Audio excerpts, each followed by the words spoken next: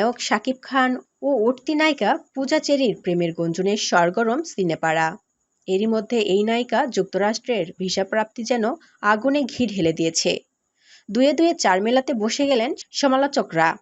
এতে যেন কিছুটা ত্যক্ত বিরক্তই হলেন পূজা চেরি। ফেসবুক থেকে মুছে দিলেন যুক্তরাষ্ট্রের ভিসা প্রাপ্তির পোস্ট। এদিকে শাকিব খানের সঙ্গে প্রেমের গুঞ্জন নিয়েও সম্প্রতি একটি জাতীয় দৈনিকের সঙ্গে কথা বলেন তিনি। কিছুটা অভিমান ও ক্ষোভ মিশ্রিত এই সুরে নায়িকা জানান, যা রটেছে সবকিছুই গুঞ্জন। এবার আরও একটি সংবাদ মাধ্যমকে সাক্ষাৎকার দিয়েছে পূজা চেরি। সেখানে বিভিন্ন বিষয়ে কথা বলেছে এই নায়িকা।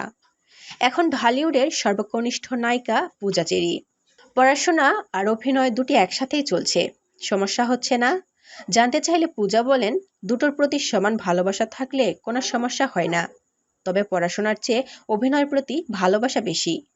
আমি কখনোই নায়িকা হয়ে বেঁচে থাকতে চাই না, চাই একজন সত্যিকারের অভিনেত্রী হয়ে দর্শকদের মধ্যে বেঁচে থাকতে।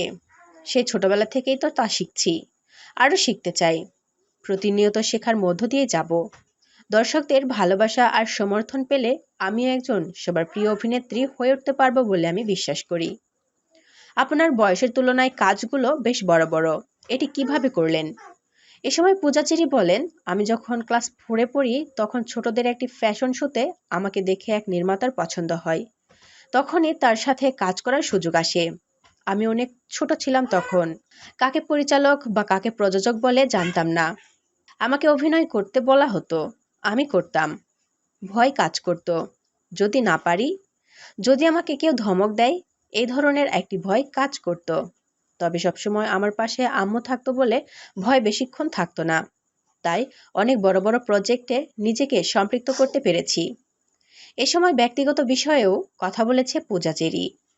সাকিবের সঙ্গে প্রেমের গুঞ্জন প্রসঙ্গে গুজব বলে উড়িয়ে দিয়েছেন তিনি। তিনি বলেন, অবশ্যই এটা গুঞ্জন, আর এই গুঞ্জন নতুন নয়, এর আগেও শুনেছি শিয়ামের সাথে নাকি আমার প্রেম। এমনও শুনেছি শিয়ামের বিয়ের সময় নাকি আমি ঘুমের ট্যাবলেট খেয়ে আত্মহত্যা করার চেষ্টা করেছি। কিন্তু বিষয়টি কি সত্যি হয়েছে? এমন তো না। আমি অনেক কাজ করে ফেলেছি, আমার ক্যারিয়ার এখন নেই, তাই প্রেম বিয়ে শাদী করে চলে যাব। এখন আমার ক্যারিয়ার শুরু, এখন প্রেম বা বিয়ে করার প্রশ্নই আসে না। এরপর প্রশ্ন করা হয়, সাকিব বুবলি ইস্যুতে আপনার নামও শোনা যাচ্ছে, এর কারণ কি? পূজা চেরি বলেন, মানুষের বলার স্বাধীনতা আছে, যাকে যা খুশি বলতেই পারে।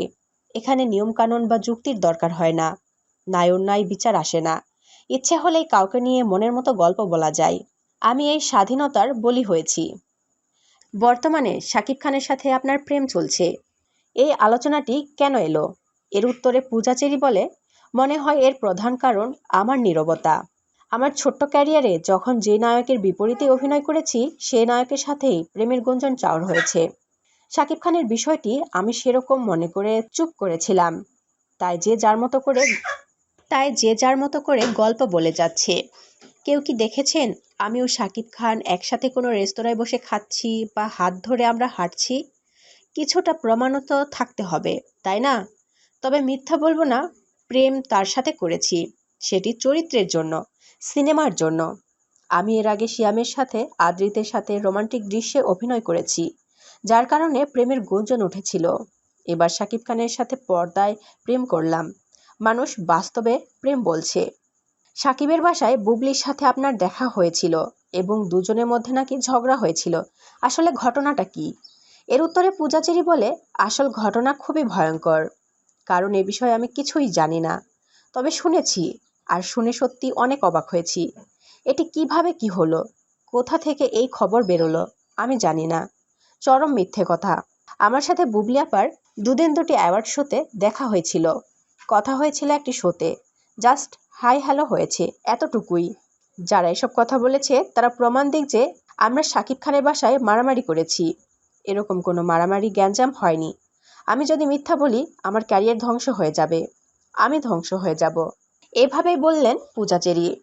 প্রিয় দর্শক, আপনাদের মন্তব্য কি? অবশ্যই আপনাদের মূল্যবান মতামত কমেন্ট করে আমাদের জানিয়ে দিন। আর পরবর্তী আপডেট নিউজ সবার আগে পেতে হলে আমাদের চ্যানেলটি সাবস্ক্রাইব করে পাশের বেল আইকনটি অন রাখুন। এতক্ষণ সাথে থাকার জন্য ধন্যবাদ।